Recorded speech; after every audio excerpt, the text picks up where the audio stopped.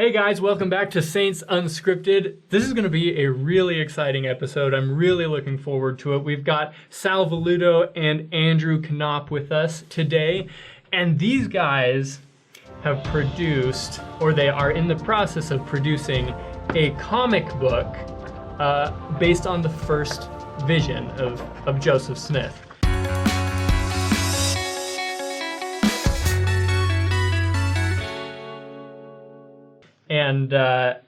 And this is really a very unique production for a lot of reasons, and we're going to talk about them today. But before we get into that, can you guys just tell us a little bit about where this idea came from and what you were trying to accomplish by telling this story in a comic book format? It's his fault, so I'll let him start. Well, I had the idea a long time ago. Actually, I was a kid growing up. I wanted to be a comic book artist, and one of the things I was inspired, I thought, man, we got to tell the stories of the Restoration. They're like the greatest stories ever. Mm-hmm. Grew up, didn't become a comic book artist, but I did go get a degree in illustration. So what did you become? I'm a graphic designer. Okay, close enough. Yeah, you know, they're brother and sister kind of. And I had the idea of writing a script that harmonized the four accounts. I wrote that script back in 2003 and then kind of put it aside, didn't really do any more on it. Mm-hmm. Met Sal, came across Sal's work that he'd done for The Friend. He'd done the stories of the prophet Joseph Smith for The Friend. And came across those and was like, this is awesome. Who is this? Why do I not know who he is? Met him because found out he lived here in Utah. And then about 5 years after we met, his schedule opened up. And I said, we ought to do this Pillar of Light. We ought to do First Vision, and it worked. It worked for us to do it. Yeah. In the meantime, I was doing comic books for some major publishers, and I don't remember at the time that we met what I was in. He's being humble. You were doing work for Marvel, weren't you? Among others. The big stuff. But my work of significance, I consider the work that I've done for The Friend magazine, illustrating the lives of the prophets, Wilford Woodruff, Spencer Kimball, and 2 years of Joseph Smith. This was at the same time we had the curriculum for a Priesthood and Relief Society, those manuals, that we used. So that was done for the kids to see the lives of the prophets. In a visual way, in a fun way, in an attractive way. Mm-hmm. So Andrew fell in love with that kind of stuff. He didn't care about me doing Black Panther or doing Justice League. He was just like, you're the author, the artist from The Friend. Those are the real heroes, and which is true. Mm-hmm. So he approached me at the time. He was trying to get that material published elsewhere, but of course that wasn't possible. But we made a promise to each other that if things were, if we got the right timing, we would do something. Mm-hmm. And so, for a series of reasons that I'm not going to list, but it was serendipitous that. I kind of, my work kind of slowed down. Mm-hmm. He came up. 2020, that's the anniversary. It's 200 years from the first vision, 1820, 2020. Mm-hmm. So this was the perfect timing to do this. And in a way, all that has been done before turned to be in preparation for this. So all those tricks that we learned, for me in the last 30 years, doing comics, and the work that he had done previously, because there's a lot of research behind this project. So it came together, and here we are. So you've got 10 pages, right? 10 pages so far? So far. And you can find these pages for free online. Just ldscomicbooks.com. When you're producing this, it had to have been a very unique challenge because the first vision is kind of a controversial subject in some circles because you've got Joseph Smith, who in different times of his life gives slightly different accounts of what happened. There's an 1832 account. We did a Faith and Beliefs episode on this that we can plug right here, and you can go watch that for a quick review of these different accounts. But you've got the 1832 version, you've got 1838, and all sorts of different things. And how did you mesh them all together? Like, what was that process like? Very carefully. Very carefully. And feel free to point anything out specifically, and we can show it on the screen as well. Okay. Well, there's not just those 4 versions that Joseph Smith gave, but there's several others that people who heard Joseph Smith, they gave some other details as they remembered. So we're using all this source material in a way to try to show that these are just like different pieces of the puzzle. If you put them together, they make a very nice, consistent, harmonious picture.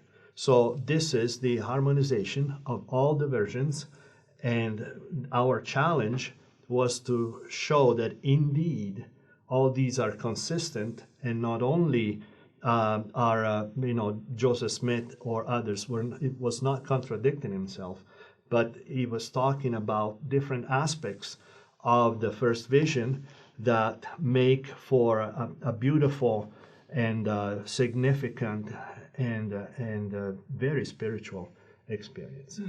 So, we started with the text, of course, and then in the creative process, which, that's a whole making a video of itself, we go back and forth between the script and Sal visualizing how do you represent this, what can we show in words versus what should we show in the picture. And then we're also aiming this primarily at youth, but also adults can enjoy it. So if it gets too wordy, we're not trying to include every scrap of text from every account on every page. Right. So, it's not meant to be like in a history book, Right. So trying to decide, like for instance on this page, it talks about Joseph was seeing, he looked at God's creations and the stars and the heavens, and he saw this harmony, and yet he contrasted that with the discord and the contention among all these different religious groups, and how can this be the same God creating both of those things? So Sal did this great illustration where we decided to add some symbolism of our own, of the firefly as a symbol of enlightenment, a symbol of nature and God in nature. And then Sal had the idea of putting the North Star. You do that still photography where you film the sky at night and it does the circle. So he put that lining up behind this firefly to sort of represent this idea that God is a God of order and not of chaos. So visually we're adding clues and symbols that he may not have talked about in the accounts, but that go along with what he's trying to describe. Yeah, we're basically saying the story at different levels. Right. Just the written part, the visual part, and then there's the symbolic part, Right. which adds to the understanding of what we're talking about. Especially if people can understand, what the symbols are. And if they can't, we're probably going to have a way for them to figure it out. Yeah. So we know this is a super important story to people. I mean, millions of people hold this story as sacred, and so I think that's probably why it's never been done in a comic book like this, in a graphic novel, because some people are going to say, well, why did you do it that way as opposed to this way? And that's okay. We know it's not going to work for everybody, but we really think that it's going to tell a lot of these really interesting points in a visual way. The medium of graphic novels is very different from regular illustrated books or from film. And it's the only medium where the viewer gets to control the pacing. So normally in a film, the filmmaker's deciding when the edit happens, when the cut happens, how fast the action happens. Right. Or in a regular book, your eyes are just seeing words and your mind is creating it, but your pacing's not really changing very much. But with a graphic novel, a person who reads it is getting these aspects of film where you have different angles, focus is being paid attention to, but the reader doesn't move on until they're ready. And so you absorb more and can learn more, in a sense, from a graphic novel than you can from just a regular book or from a film where the film producer is controlling the pacing. And I don't mean to be pretentious, but just like the scriptures, when you reread them, you always discover something new. Right. If you go through this story, and there's going to be some elements that you have not noticed before that make sense after you finish reading it, or after you learn more about certain part of the narration, Right. and so forth. So you determine the pace. You can go back if you didn't understand. Yeah. And that's the enjoyment, and that's the way it communicates, not just to your brain, but also on a spiritual level. So how you talked about there's very historical things in here. You've got I assume quotes from the accounts, but you've also got some creative license in there as well, and which is of course you would expect in a comic book. But how did you balance that? Because you've got the very historically based controversy surrounding this topic, but also the artistic side of things as well. What did you do? Yeah, I think between the two of us, Sal is coming up with ideas creatively. I'm kind of hawkish on the history. I'm kind of hardcore about trying to make sure. And there were even small details that you read it once and then you read it twice and you get a certain amount. And then when you read it every single word, you start to go, oh, wait a minute. I read that quickly and got this impression, but when I read every single word, I realized he didn't actually say that. Yeah. One thing we just noticed yesterday, Joseph mentions that he goes back to a clearing that he had been working, that his father had, and that he had left his axe stuck in. There's a picture of that here. He had left his axe stuck in there the day before. We had read it a bunch of times, and we were both thinking, oh yeah, he had been working with his father. But when you go back and read every word, he doesn't actually say he was working with his father. He just says it was a clearing his father had where he had been working. Where his father had been working. No, where Joseph had been working. Joseph had been working. So he had been working there. So every single word that you look at when you're trying to portray, it's part of what comes from trying to visually represent words is you start looking at it in a way you didn't look at before. Another example is in the accounts of this fight with the adversary. He talks about hearing the sound of walking. And so we've got roughs we're working on and we're coming up with how do you portray this. And then as I reread it again, he mentions specifically a second time. I looked, I didn't see anything, and I couldn't see anything that would produce the sound of walking.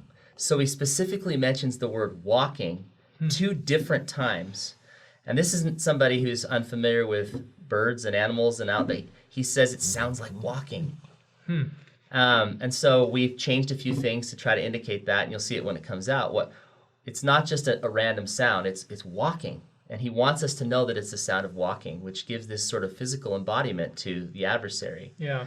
And physical, quote unquote. Right. Right. However that's happening, but he wanted us to know that and specified it 2 times. And so as you dissect these things one word at a time, I start to see things I didn't really always pick up. And so that's part of the fun of working on this is the learning that we get to have from dissecting every word. What I thought was really cool, before we started filming, we were talking and you were pointing out some of the tiniest details of these illustrations that reflect actual history. Yes. Can you point some of those things out to us? Because you wouldn't notice them until like your 5th time reading this comic book and you're really looking at things. But what kind of things Easter eggs have you included in here? Yeah. One thing, to begin with, and this is I learned from Andrew. Of course, we know that the Sacred Grove, what we call the Sacred Grove, at the time was just part of the Smith's farm. Right. And what I didn't know is that the Smiths had maple trees in the grove. There's a lot of maple trees, and from those trees they got maple sugar, later to be distilled into maple syrup that we put on our pancakes. Right. But that's typical of that area, the maple trees. But they were getting these maple rocks, maple sugar rocks, and so we put some taps on the trees to show this is what it is. Okay, and the fact that they were working in that area, clearing that area. Also has to do with the process of getting the maple sugar. Right. When you first get the sap, the maple sap, I learned all this too in the process of researching this. I didn't understand. I just thought, is it syrup coming right out of the tree? First you're studying the first vision, and then all of a sudden you're into how to make maple syrup. Yeah. The sap comes, and it only comes when you have cold weather and then hot weather, and it creates this weird reversal of pressure in the ground that forces the sap to go run up the tree and out the taps. But you have to collect it, and then you have to basically distill it. I don't know what the right word is for that. Within like 24 hours of harvesting it, or it sours. So you can't control when to harvest it because it's up to the weather. So it gets cold, then it gets warm, and it warms up, and all of a sudden the sap is running. You have to drop everything. You have to collect all the sap. You have to put it into these big pots, and you have to keep these fires burning under it for at least 20 hours. You have to boil this, and you scoop the syrup off the top, and you pour it into things or put it into molds and make maple sugar. If you don't do that, it gets sour. Yeah, so you lose it. Now, it's a huge deal. Back then, they used maple sugar as a form of currency. They would trade for it. Really? So Lucy Mack Smith says that they produced about 1,000 pounds a year of maple sugar. And that means they had about 500 trees with taps on them. Wow. And when all of those start flowing because of the weather change, it's all hands on deck for the entire family. Everybody has to be involved in collecting it, bringing it, and then you have to keep the fires burning constantly, cut all the wood. night, continually. So you have to be cutting wood, and it's very possible that that's what Joseph was doing, was cutting wood to keep these fires burning constantly while they were purifying this maple sap into syrup and sugar. That's incredible. It's also interesting the fact that the day Joseph went to the sacred grove to pray, there was no one else there. Right. So we can suppose that, that probably was a Sunday. Because, the Smiths were a devout family. Right. And they would have been out there working. They wouldn't have been there. But that was, the perfect moment to find the quiet that Joseph was looking for. And he most likely had, plan on doing that because he went to that specific clearing and so forth. We also have something that has never been shown before. We have snow on the ground. We had some weather reports of that time, and also spring is coming out. So we play with that symbol of the cold season ending, and the new growth coming out of the snow. Like this is the beginning of the restoration. It's a new dispensation and so forth. In no other church production have I seen maple taps or snow on the ground. We've been deceived. The church is they're purposefully deceiving us. They're lying to us about the maple taps. So they have, it was really interesting. Some people did research. They went back and they found there was a guy who was keeping all the weather reports about 80 miles away, but right in the same weather zone as Palmyra. And so they have all through 1820, they know the weather the temperature 3 times a day, when it snowed, how many inches it snowed. And in early March, they'd had 23 inches of snow. And so, wow. And it's partially what's making the maple sap run is this cold and then warm and then cold and then warm, because they call them runs. When it would cool down and warm up, they probably had at least 3 of those in a given year to produce 1,000 pounds of maple sugar every year. So we've gotten through the Easter eggs of the first page. Like I can't even imagine how many other things are in here. And you were talking to me. You guys were saying earlier that there's this time in Joseph's life when he is talking about the religious revival going on around Palmyra and in that area. And you even went to the extent of like researching different preachers in the area so that you could portray them in the comic book, teaching things that they actually taught back in the 1820s. That's correct? Yeah. Yeah, that gives us the opportunity to tell little stories. Yeah. Like there was a famous preacher at the time that was preaching abstinence from alcohol and all the stuff that people normally... Temperance movement. Temperance movement. Of course, we remember that in that area there were a lot of people that were working, the Erie Canal and being built and all that stuff. A lot of tough people working, and drinking. And so here we have that preacher and trying to approximate his resemblance from the pictures and the even his resemblance. yes, and wow. And he's preaching abstinence from alcohol, and then we have a little story of this guy that is pouring this alcohol bottle on the ground, and of course there's a little cat, sneaking in. Yeah. So we tell all these stories everywhere, and You've done your homework. Yeah, and Bravo. And we have to be fair, and we rest on the shoulders of Stephen Harper and many of these other people who have done this research and made it so available to us, so that we don't have to go try to do original research.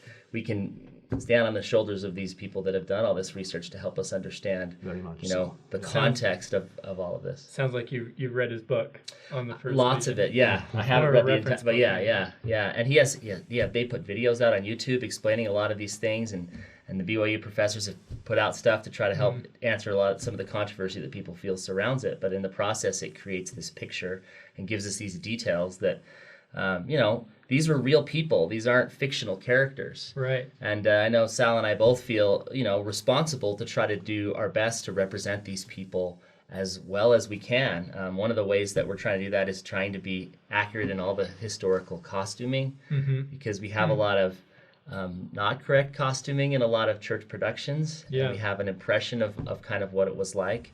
And then there's how it really was. And so we've tried to spend time to do that. he had to correct me several times because I used to do these people in a shirt, and that was all they wore, and he was telling me that for them that was underwear. Yeah. They're not showing their underwear. They're always wearing something on top. That's one of the things one of the other things that I learned. The ultimate purpose of this work is to give an honest view, understanding of what we have learned of the first vision, and offer it out there for other people to consider. And if we do our job well, we'll be able to demonstrate somewhat that all these controversy really does not exist. Actually, it helps us to have that controversy to fuel what we're doing. One of the temptations, I would say, with comic books is to portray everyone like a superhero, right? A superhero or a supervillain. And Joseph Smith, in his reports of his early life and events surrounding the first vision, he talks about some of the struggles that he went through. Does that show up in this? The fact that, because oftentimes we look at Joseph Smith in a bit of a larger-than-life type way. Is that how he's portrayed in this comic book, or do we get some of his humanity out as well? Yeah, I think you definitely see his humanity. We didn't spend a whole lot of time trying to portray how long he was thinking about the question. We do mention that it started when he was 12. So another thing that some people don't realize is that he was thinking about this for about 2 years. It wasn't like, hey, I'm going to pray, and then I'm going to think about this. A couple weeks later, I got and pray and have this experience. The same hard work that he put into his farm life, he put into this question. I didn't know that, Yeah. and that's really significant. I really like that a lot. So, but we didn't want to dwell a lot on how many meetings did he go to, and Right. but we don't portray him as being without weakness or just it's just so obvious and so so easy. We try to show the struggle that he's going through. So in that sense, that's very realistic. But there's no way to not portray a battle with Satan and seeing God as larger than life. Right. It's about as It is larger than life than you can get. But we don't make him. We don't make it look like he somehow has superhuman powers or something like that. Right. And of course, we're taking all our cues from Joseph's narration. And this is adult Joseph Smith talking about 14-year-old Joseph. And I think, he portrays himself very accurately as far as, what the frailties and the weaknesses of a 14-year-old, where we're gonna see that again. When he gets the Book of Mormon, because before Moroni appears, his prayer was, "Please, my sins, I need forgiveness for my sins," and so that weakness comes across, in the narration, and makes it very human. Well, Andrew, was there anything you wanted to touch on before? I would just say that the purpose of this is not a money-making venture. We're making it available online for free. We're going to eventually get it translated into Spanish, Italian. Sal's going to do the Italian. Makes sense. Trying for Portuguese. We'll see, maybe French. We're trying to make it available because really the youth of the church and those who are looking for ways to learn about these stories in maybe a unique way besides just straight reading. I think this will really help build testimonies, and that's really what it is. Yeah. As cool as it is, as much as I get excited about seeing it come together, it's not done just to say we did it. It's done to say, let's tell this story. It's been 200 years since this event has happened. Let's show it and let it be a source of strength to people. I think we're doing that where you feel like you can relate to his story, and that he's not necessarily this totally unique person that had all these special talents and gifts, and so that's why God speaks to him. I really feel like the first vision is a form of proxy for everyone. God chose an average boy without special skills, with an average name, in an average town, with a poor family, and spoke to him. And in a way is saying to everyone, if I can speak to him, I can speak to you. Let this be my visit to you, to say, I'm real, I know your name, I'm your Father in heaven, I'm your Savior, and believe in us. And we're telling the world, we can speak to the average person if you'll ask. And I just love that feeling of he represents all of us in that grove. That's really cool. So this is coming out 2020. Do you have a more specific date than that, or are we just going spring of 2020? Springtime. And it's 10 pages right now. How long is it gonna be? It's gonna probably be 25 to 28 illustrated pages. This is a comic book for history buffs. Never thought I'd really say that in the same sentence, but that's really cool. I know, guys, that there is, I'm sure we could talk about each page for a really long time, but we put in the description a link for you guys to go and check out the first 10 pages or so of this online, and let us know in the comments section what you think. Let us know if you find any Easter eggs in there, or any symbolism, or anything you learned that you didn't know before. I've learned many things in the last few minutes that I didn't know before, and I feel like I don't think I'm an expert on this, but I think I at least am a little more familiar than the average member about this stuff, and there's just so much meat to it. Andrew, Sal, thank you for joining us today, and we really look forward to seeing where this is going. If you guys have questions for these guys, let us know in the comments, and we'll make sure that they get to them. And yeah, thank you. Have a great day.